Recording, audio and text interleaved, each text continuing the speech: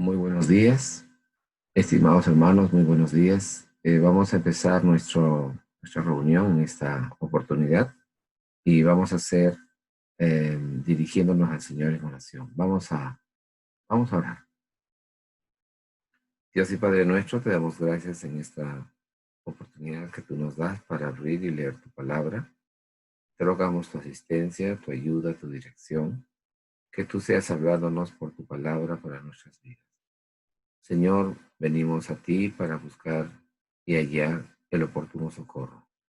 Oh Dios eterno, nuestra vida, la vida que tú nos has dado, es una vida con sentido y con propósito.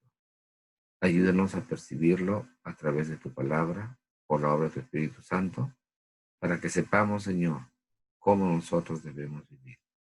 Cuáles son los principios que tú nos das en tu palabra para tener, Señor, las referencias, las normas, las guías sabias, precisas, oportunas para nuestra vida. Rogamos tu ayuda, te lo pedimos por Jesucristo nuestro Señor. Amén. Hermanos, en esta oportunidad yo quisiera hablar con ustedes acerca del libro de Nehemías. Y vamos a leer Nehemías el capítulo 7, continuando con nuestra reflexión que tenemos acerca de este libro del Antiguo Testamento. Y voy a leer Nehemías 7, dice así, versículo 1.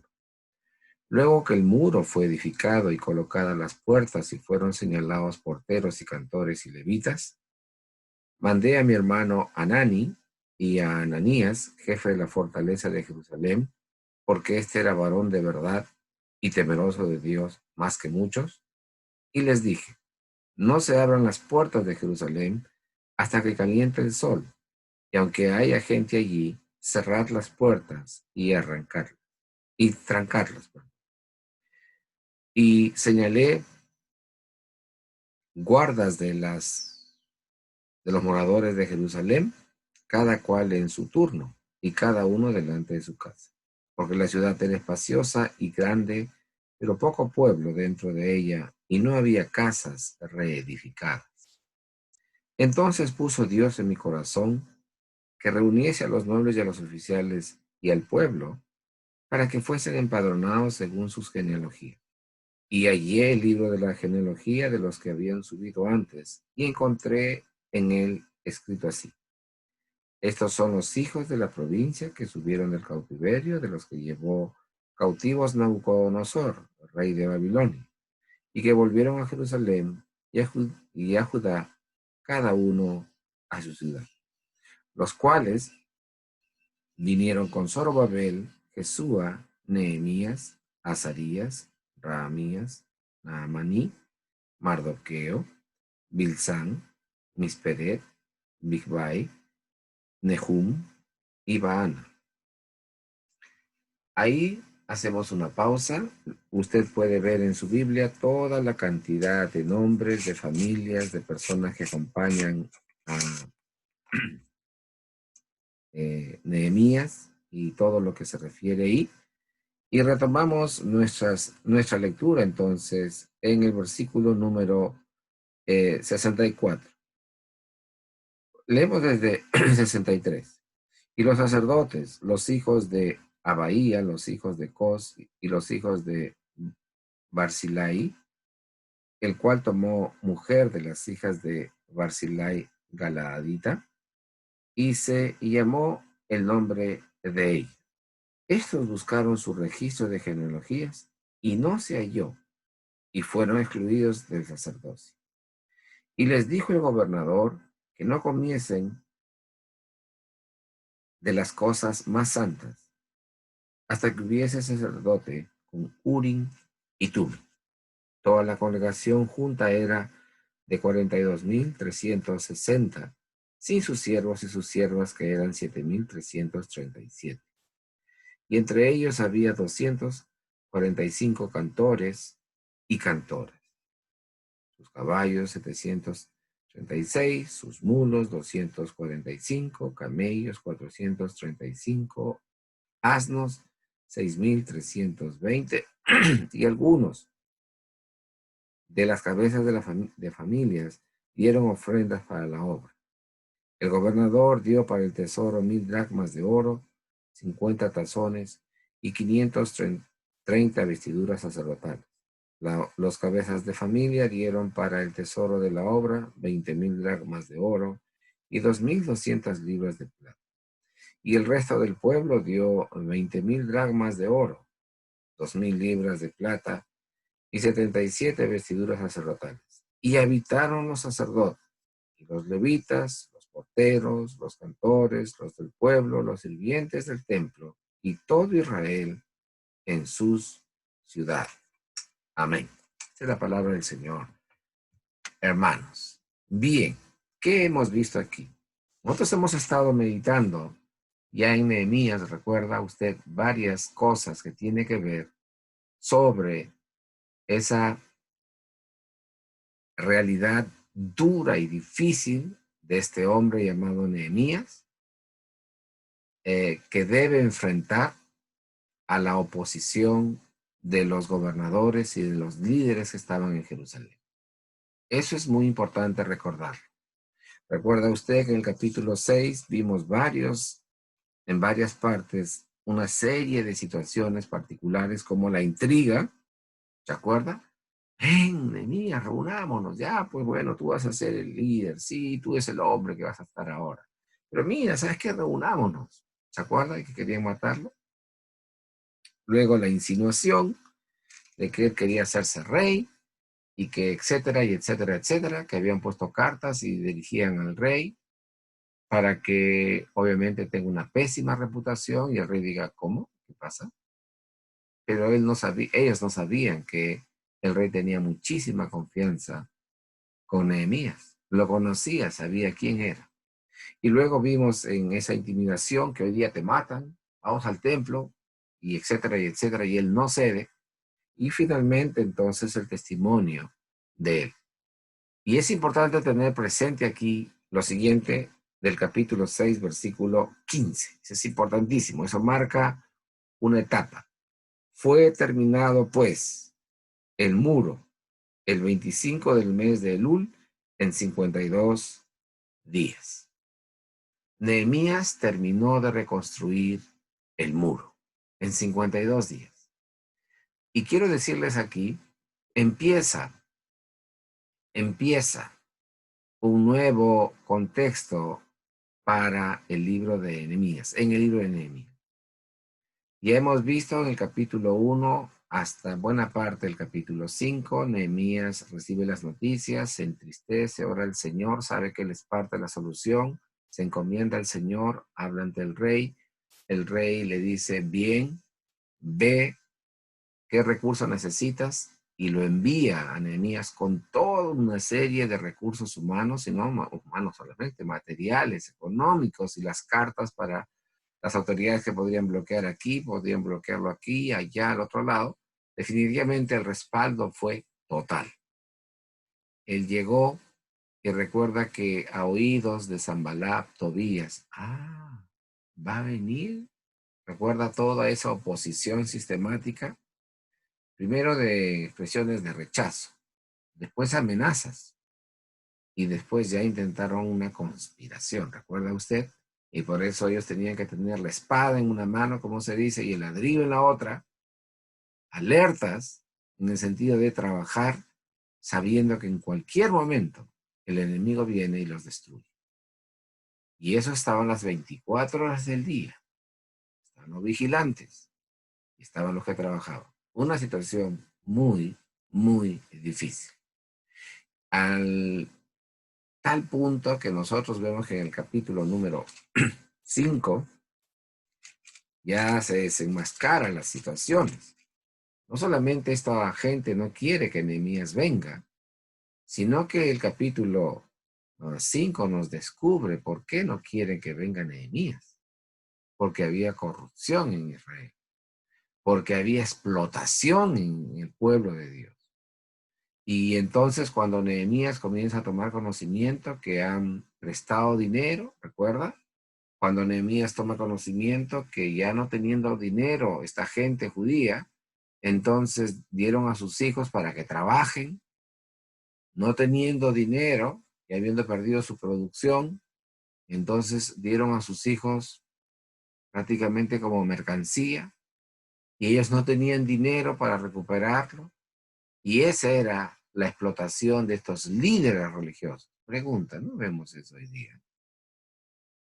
No hay nada nuevo bajo el sol. Las autoridades que no tienen un principio de honestidad y que no tienen temor a Dios, generalmente van a abusar de las poblaciones en general. Y hay comunidades donde no conocen al Señor, pero en esa gracia común de Dios han sido dadas y comunicadas y formadas en un principio de justicia y de honestidad.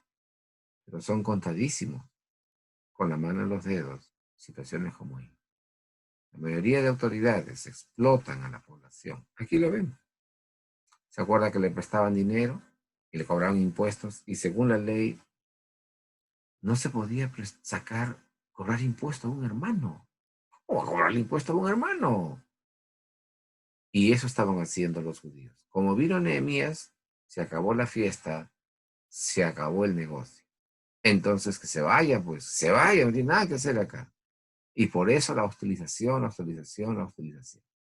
El Señor había establecido que su pueblo retornara del exilio. ¿Se acuerda que fueron llevados, como dice aquí, versículo 6?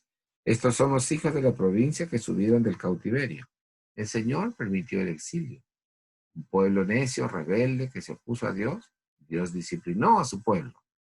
Erradicados. Los sacaron de su tierra y los llevaron cautivos a Babilonia. Y acá dice, estos son los hijos de la provincia que subieron del cautiverio, de los que llevó cautivos Nabucodonosor, rey de Babilonia, y que volvieron a Jerusalén y a Judá, cada uno a su ciudad.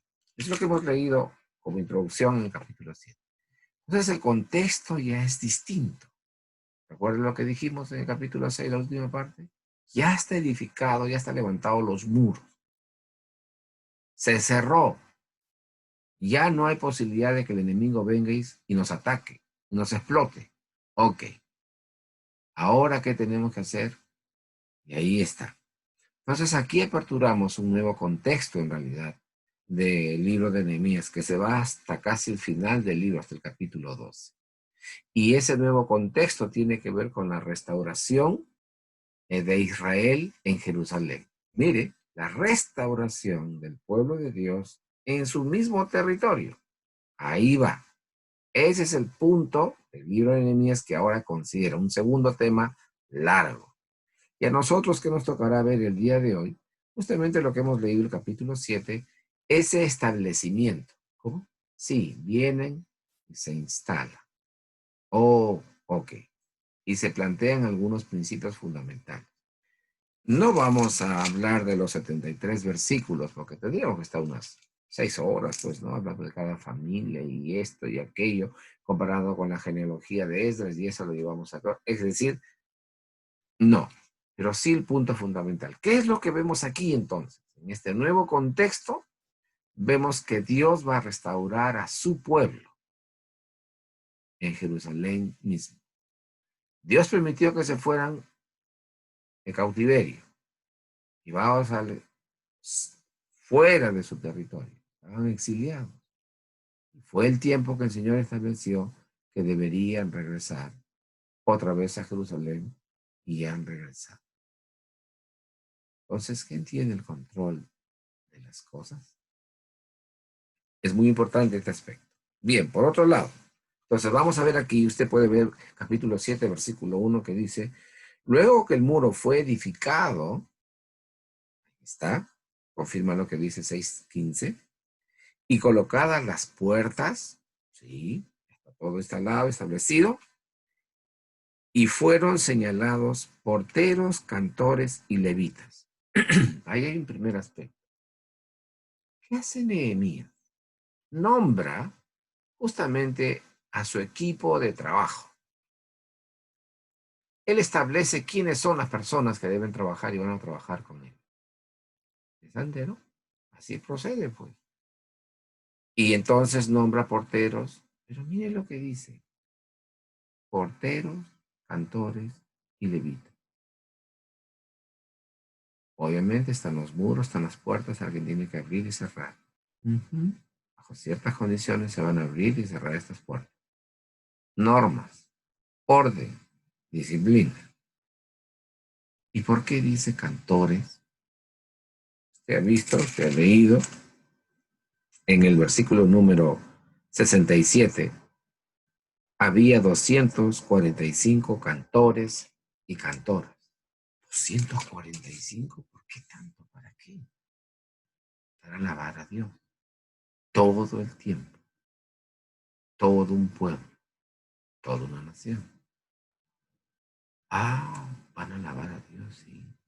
¿Y qué más nombró? Levitas. ¿Levitas? ¿Se acuerda? La historia del Antiguo Testamento.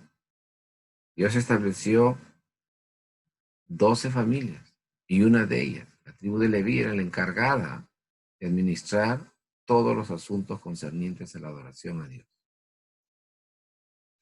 Todos esos ritos, sacrificios, toda esa observancia de la adoración a Dios, los levitas eran responsables, bajo la dirección del sumo sacerdote, por supuesto. Eso no había. Entonces ya pasamos a un segundo momento. Ya fue el conflicto, la oposición constante, permanente, en la dirección y ayuda de Dios. Nehemías ha logrado levantar los muros. Ya se cerraron las puertas y va a haber una administración propia y la condición ahora es distinta. Por eso decimos, hemos empezado un segundo tiempo, un segundo contexto del libro de Nehemías. Ya no están las oposiciones que vienen, que lo amenazan. No, no, no, ya eso ya terminó en el capítulo 6. Ahora viene un tiempo, entre comillas, de paz. Y lo primero que hace Nehemías es establecer los controles de ingreso a esta ciudad, los cantores que deben promover la adoración, la alabanza, el cántico a Dios. Mire, llevar la mente, el pensamiento a Dios. Y los levitas para realizar todo lo concerniente a la práctica de Israel en cuanto a las ofrendas, los sacrificios y todo lo que Israel tenía que hacer como nación escogida por Dios y como Dios en el Antiguo Testamento, en la ley, en el Pentateuco, estaba establecido las reglas, las normas que Israel debería respetar. Un nuevo contexto. Ya se establecen las indicaciones, ya se establecen las normas, los principios, cómo debe organizarse. Pregunta, ¿Nehemías tenía en su mente a Dios? Siempre.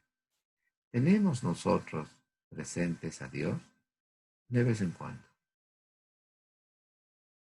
Siempre. Al acostarte, cuando te levantes, todo el tiempo.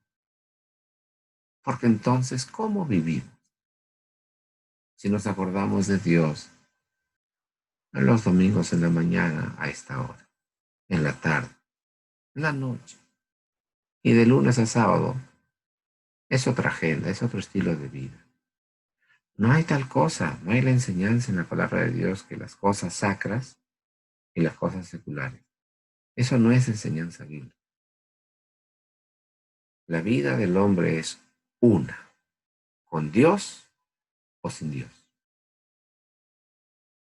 Y es importante eso. Nehemías nos muestra, constantemente recuerda, orando a Dios, y oraba a Dios, y encomendé a Dios, y dije al Señor, y oré al Señor. Constante. Una relación fluida, permanente con su Creador. Pero ¿qué más vemos aquí? Si hay un ordenamiento básico que nosotros podemos ver aquí, mire lo que dice el versículo 2. Mandé a mi hermano Anani y Ananías, jefe de la fortaleza de Jerusalén, porque este varón era de verdad, porque este era varón de verdad y temeroso de Dios más que mucho. Mire la cualidad. ¿Por qué fracasan muchas de las organizaciones? No lo sé. Tarjetazo, recomendación. ¿Tiene el perfil? ¿Reúne las condiciones? ¿Es la persona indicada? Había muchos enemigos en Israel, no lo vemos cada rato en capítulo 3, capítulo 4, capítulo 5, capítulo 6. Estaban ahí para devorar y eliminarlo a Nehemías. Se necesitaba gente íntegra, gente de confianza, porque este era varón de verdad. Hablaba la verdad, siempre. Una media verdad es una mentira. Mire Génesis 3. Satanás tienta a la mujer con una media verdad, con una mentira, y cayó. Y sabemos toda la historia. Entonces, este varón era un hombre de verdad y temeroso de Dios, es decir, amaba a Dios. Sabía que lo que él iba a hacer era para su Dios, para el Dios de Israel. Y si algo tenía él en claro, era una vida íntegra a él. Y lo enfatiza más que mucho. Qué interesante el perfil de una persona que debe cumplir un rol particular. Luego, dice, les dije, no se abran las puertas de Jerusalén hasta que. Ahí está la normativa. El líder tiene la idea clara de las cosas. El Señor le dirige, le encamina, le orienta. Las cosas son así. Ahí está. ¿Dónde está la democracia? No estoy de acuerdo, no me parece. ¿Seguro? Hay momentos en que la opinión de las personas son muy importantes considerar. Por supuesto que sí. Hay momentos en que las reglas se dan y se deben cumplir. Y mire aquí, y aunque haya gente allí, cerrad las puertas y atrancadlas. Pero están ahí, no sea malito. ¿Pero por qué? ¿Por qué no sea malito? ¿No es esa nuestra cultura? El no sea malito. Y con el no sea malito uno manipula a la gente a su antojo. Y a veces las personas refieren que hay un maltrato, seguro. ¿No será que yo quiero manipular a la otra persona? Y aunque haya gente allí, cerrad las puertas y atrancadlas. Y señalé guardas de los moradores de Jerusalén, cada cual en su turno y cada uno delante de su casa.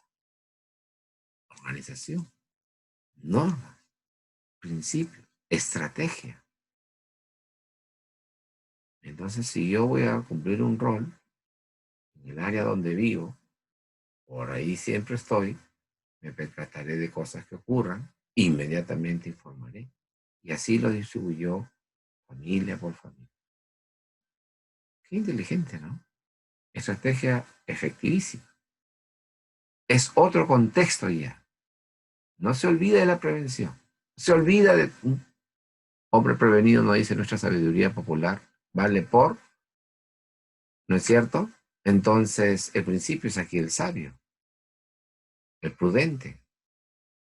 Nosotros tenemos que anticiparnos al problema. No debemos esperar que sucedan las desgracias para decir, uy, pero ¿por qué? No. La Biblia habla de la prudencia.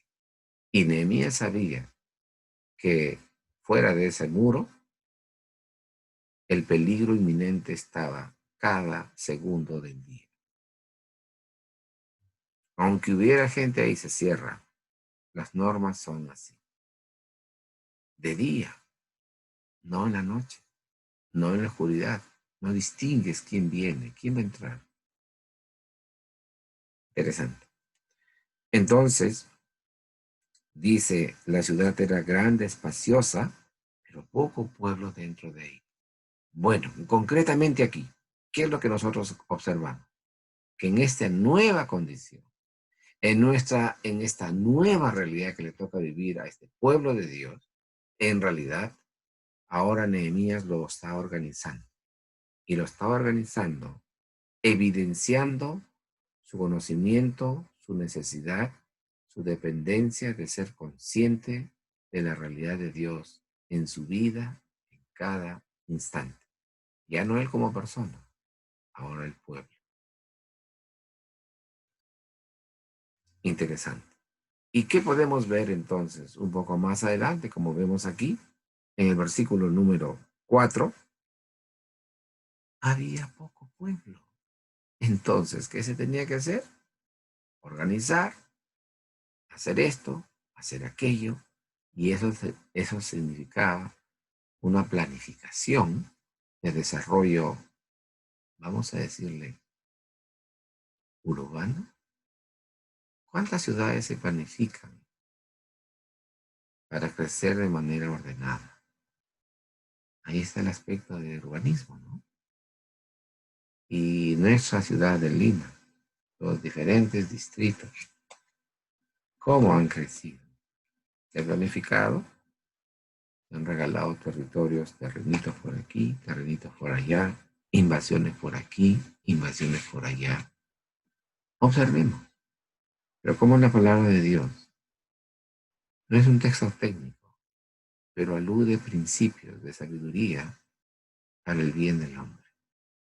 Qué grandiosa es la palabra del Señor. Ese es el primer aspecto. La organización civil, nos ordenamos así, así son las condiciones y así se va a hacer. Pero hay un segundo aspecto. Hay un segundo aspecto. ¿Recuerda lo que hemos dicho?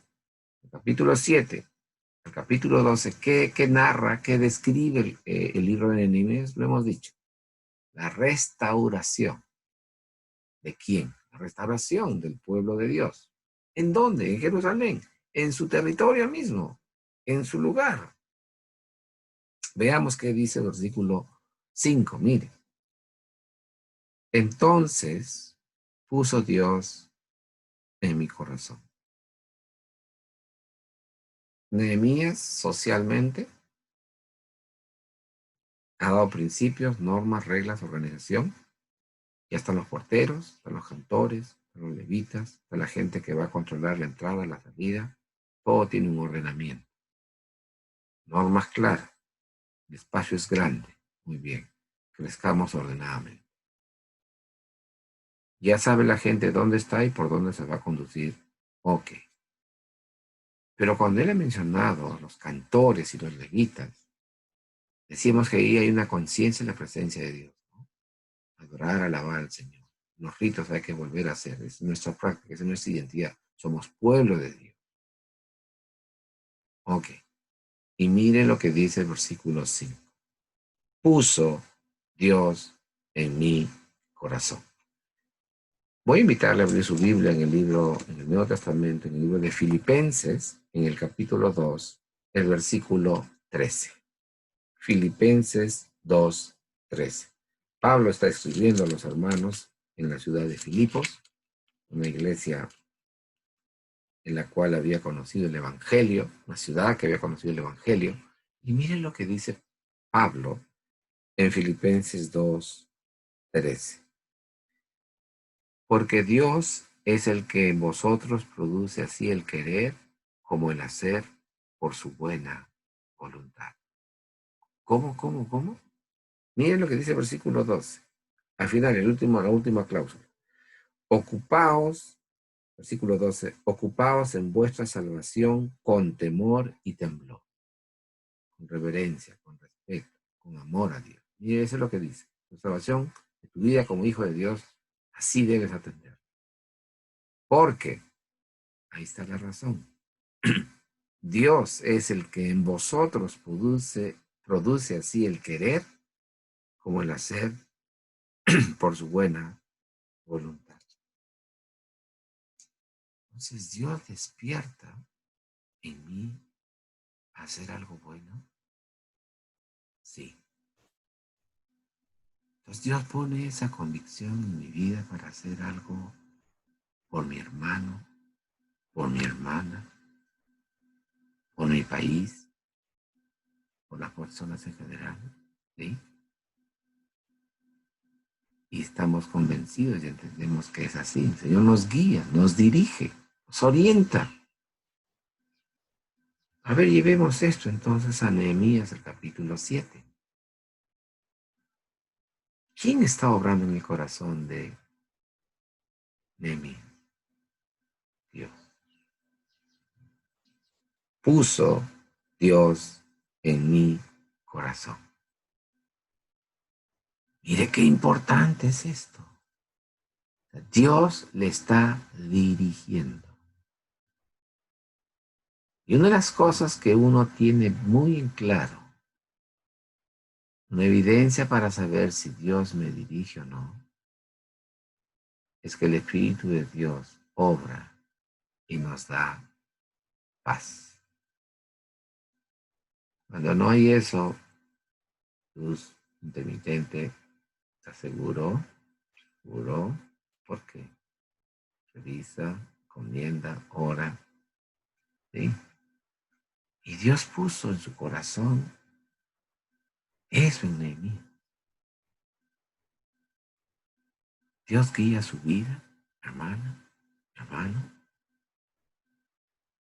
Mire qué importante. Nehemías está escribiendo esta historia, tal vez 800 años antes o 900 años antes que Pablo. Y es el mismo mensaje, porque es el mismo autor que ha inspirado a estos hombres, el Espíritu Santo. Y el Espíritu Santo nos muestra que Dios produce en nosotros el querer como el hacer por su buena voluntad. Saberse dirigido por Dios. Puso Dios en mi corazón. ¿Y qué puso el Señor en el corazón de Nehemías? Que reuniese a los nobles, oficiales y al pueblo, para que fuesen empadronados según sus genealogías. Entonces vemos aquí como segundo punto, en tanto Nehemías en el primer punto ha organizado, ha establecido las condiciones, las cosas son así, así, así vamos a entrar, así vamos a salir. Esa es nuestra rutina diaria, ¿ok? Bien. Ahora, el Señor me dirige, habla con el pueblo, habla con las autoridades, habla con esa nobleza, esos hombres que están ahí, estas familias que tienen poder, las familias que están allí que pueden ser útiles para esta nación. Habla con las cabezas, pero también habla con el pueblo. Eso podría significar democracia. Pensemos. Y dice, señores, necesitamos empadronarnos. Los censos, pues. ¿Para qué sirve un censo? Dios, no, ignorancia, se habla así cuando uno no sabe para qué sirve. Es información valiosa en una nación. Ahí usted con esos datos plantea líneas de trabajo significativamente importantísimas. ¿Cuántos son analfabetos? ¿Cuántos tienen problemas de salud de esta u otra naturaleza? Y recoge toda la información a nivel nacional. Ellos querían saber, ¿hemos regresado? Sí, pero ¿cuántos hemos regresado? ¿Quiénes hemos regresado? Necesitaba saber objetivamente la realidad de las cosas, ¿no es cierto? Hermano, hermana, si usted abre su Biblia en el libro de Esdras, que está anterior a Nehemías, en el capítulo número 2, y usted ve desde el versículo número 3, en la misma lista que hemos leído en Nehemías, el capítulo 7. Esdras y Nehemías son los profetas post-exílicos, es decir, después del exilio. Ahí está. Han retornado, sí, Dios usa a ellos. Y vemos que en Esdras también está referido. Y eso es común en la Biblia. En algunas partes se dice algo y después en otros libros también se refiere el mismo incidente. Con el Señor Jesús, por ejemplo. Hay milagros que usted ve que está narrado en un solo evangelio. Pero hay milagros que usted ve que está narrado en 2 evangelios. Hay actos, obras, acciones en 3 evangelios. Y hay otros en los 4. Interesante hacer ese estudio comparativo, pero no estamos ahora en ello. Entonces, hay un testimonio objetivo, histórico, ¿Quiénes salieron? ¿Quiénes están regresando? Porque dice ahí, versículo 5, y hallé el libro de la genealogía de los que habían subido antes. Ok, mire, el registro. Esta es la población que somos ahora, pero nos vamos al exilio. Tenemos una referencia objetiva. Planificación, ordenamiento social. Qué importante. ¿Cuántas lecciones nos da ahí la palabra de Dios? Sabían cuántos se fueron, quiénes se fueron. Y en el otro es la lista de los que retornan. Es muy importante esto. Ahora, yo quisiera que consideráramos toda esa información como parte de la estrategia que Dios manifiesta a su pueblo para saber qué es lo que ellos deben hacer como nación. Y lo hemos visto justamente en el versículo número 5, Nehemías 5. Entonces puso Dios en mi corazón. Para cumplir esa misión de Dios, hay un deseo que Dios pone en nuestras vidas. Y nosotros nos identificamos plena y conscientemente de ello. Ahí está, número 1. Pero también vemos en el capítulo 5 que Dios manifiesta una estrategia. Y le dice, conversa, habla con los oficiales, con los nobles, con el pueblo. Ahí está. No son ustedes. Y ahí tenemos todo este listado. Ok. ¿Y para qué sirve eso? Sirve para muchas cosas. Por supuesto que sirve para muchas cosas. Planificación. Entonces, ¿qué es lo que nosotros vemos ahí? Mire el versículo 73. Y habitaron los sacerdotes, los levitas, los porteros, los cantores, los del pueblo, los sirvientes del templo y todo Israel en sus ciudades. Lo que ha venido a hacer Nehemías aquí es organizar al pueblo judío y una vez establecidos ellos, el testimonio es que todos estaban poblando ese territorio que Dios les había dado. Sin embargo, el detalle es en sus ciudades. Vamos a ver luego en el capítulo 8, capítulo 9, hasta más adelante, en lo que va del libro, que hay situaciones bastante particulares y todos retornan de un lugar, de otro lugar, de otro lugar, de otro lugar. Y se ve el efecto que Dios comienza a tener a partir de esa convicción de que el Señor debe guiarnos siempre. Hermanos, solamente quiero anticipar esto, pero quería manifestarles aquí. ¿Dios guía nuestra vida? Sí. Y Nehemías ahora, en un nuevo contexto, hace todo el establecimiento de esta nación. Ordena todo lo que es importante e imprescindible hacer y sabe que cada familia debe cuidar su territorio. Y es importante las disposiciones que hay. Pero por otro lado, se evidencia que Nehemías siempre tiene presente a Dios. Y el último versículo nos dice, ¿habitaron quiénes? Los sacerdotes. Ahí está el elemento espiritual, fundamental de la fe. Los levitas, ahí está. Ahora ellos van a hacer cumplir su rol, su tarea como corresponde. Los porteros, claro. Hay quien tiene que tener los controles de esto y de aquello. Muy bien. ¿Quién más? Los cantores, por supuesto.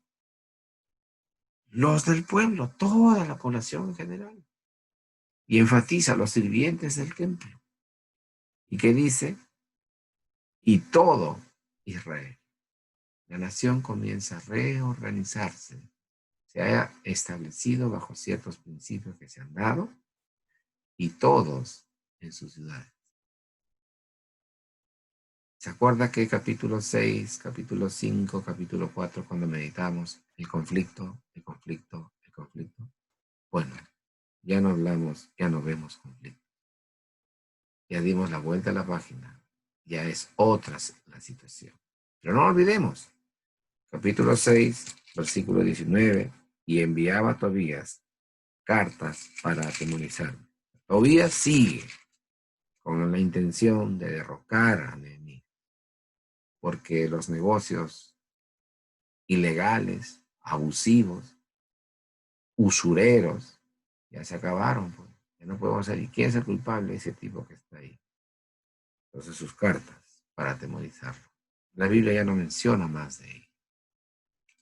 Y ya está en otro momento. Así es nuestra vida. Hay momentos de paz, momentos de incertidumbre, momentos de aflicción, y en todos ellos siempre está el Señor. Hermanos, ¿qué lecciones nos deja este pasaje? Varias lecciones. Todo tiene su tiempo. Tiempo de angustia, tiempo de paz. Nosotros estamos viviendo un problema muy serio. Una pandemia que ha costado y sigue costando la vida de muchas personas. Ese aislamiento social nos deja muchas lecciones, ¿no? Muchas lecciones en muchas cosas. Estamos aprendiendo de ello. Estamos en casa, pero a ver cómo es. Los que trabajan ocupados en sus tareas laborales, porque así es. Los que estudian ocupados en sus estudios. Todos estamos ahí. Nos vemos, pasó, salió, regresó y estamos en la casa. ¿Qué nos enseña eso? Debemos separar un tiempo para compartir como familia. Por ejemplo, horarios. Ha variado, ¿no es cierto? Las condiciones a veces en las cuales uno cambia, uno trabaja, son distintas. ¡Plup! Se fue internet. No es siempre. Está saturada la red. No me puedo comunicar con el otro. Pero tengo que recibir rápido esto. Paciencia. Pero, ¿cuántas lecciones nos está dando el Señor? Y sin embargo Israel ya pasó ese tiempo de aflicción, de angustia. Y ahora viene el establecimiento y la reorganización de esta nación. Son tiempos que el Señor permite a su pueblo para que su pueblo entienda cómo debe vivir. Y eso nos ayuda a reflexionar. ¿Está presente Dios en nuestras vidas constantemente? Nehemías lo tiene presente siempre al Señor. Claro, Nehemías lo tiene siempre presente. Una enseñanza para nosotros. La otra cosa que aprendemos aquí, Dios nos va a dirigir siempre cuando nosotros escuchamos su voz. El Señor, de una u otra forma, nos encamina a hacer las cosas. No quiero. Sí, Señor. Ahí está. Obedecemos al Señor. Nos dejamos guiar por Él. Es interesante. Nehemías siempre nos muestra que el Hijo de Dios se deja guiar por Dios mismo. Es muy importante eso, hermano. Quiera Dios que esto sirva para nuestra experiencia personal, familiar, como iglesia también y como nación, como pueblo peruano. Vamos a orar. Dios eterno, Padre nuestro, te damos gracias por esta meditación que tú nos das en tu palabra. Gracias por la historia de nuestro hermano Nehemías. Así como nosotros, él pasó momentos muy difíciles, muy críticos, su vida en riesgo permanente. Así como nosotros también tenemos riesgo permanente, Señor, ahora en este contexto de pandemia, de ser contagiados, de ser infectados, de no obedecer la normativa, y recibir el perjuicio. Ayúdanos, oh Señor. Son circunstancias y estamos en ellas. Ayúdanos a ser precavidos y prevenidos en todo lo que hacemos. Sin embargo, tu palabra nos deja enseñanzas de que debemos siempre tenerte presente a ti y tú vas a bendecir nuestras vidas, Señor. Tú nos muestras el camino que debemos seguir. Y en esa fe hay un elemento vital, Señor. Es la obediencia. ¿Te obedecemos o desobedecemos? Israel tenía el testimonio de que deliberada e intencionalmente te desobedeció, Señor. Y tan duro y tan necio fue su corazón que tuvo que experimentar la dureza de ser sacado de su territorio y llevado cautivo a otro lugar. Y eso es lo que vemos aquí, Señor. ¿Cuántas oportunidades tú nos das? Y por no ser sabios y cautos, Señor, perdemos bendiciones que tú nos das. Ayúdanos, oh Dios bendito, a orientar nuestra mente, nuestro pensamiento a ti. Y seas tú guiándonos y mostrándonos el camino que debemos. Padre, oramos por nuestras autoridades, por su responsabilidad, Señor, con la población, que ellos sean conscientes, Señor, que ellos están puestos para dirigir a una nación. Y en situaciones tan difíciles, Señor, como nos encontramos.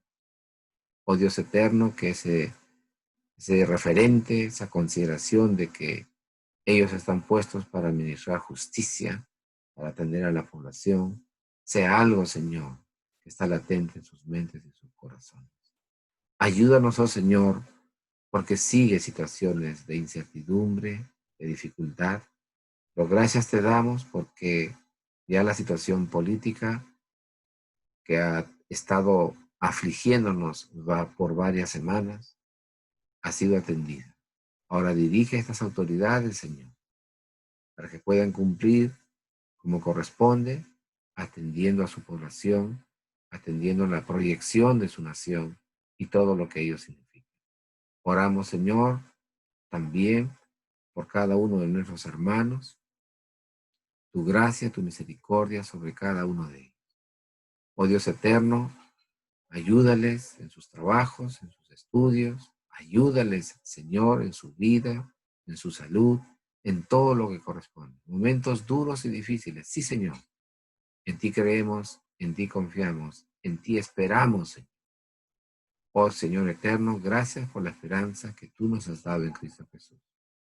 Cielos nuevos y tierra nueva en Cristo Jesús. Gracias por el amor de nuestro Señor Jesucristo.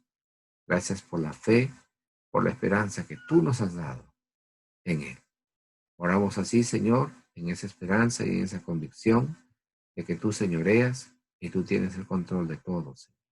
En su nombre oramos así. Amén. Amén. Hermanos, que el Señor les ayude en el inicio de esta nueva semana. Ya es la última semana del mes, en realidad los últimos días del mes, hoy día y mañana. Que el Señor les bendiga y que ustedes puedan disfrutar de su dirección, de su paz, de su ayuda. Y recuerde, siempre está Él con nosotros, orando los unos por los otros, animándose los unos a los otros. Es muy importante en nuestra vida como comunidad de creyentes en el Señor. Que el Señor les bendiga y será hasta una próxima oportunidad. Muchas gracias. El Señor les ayude.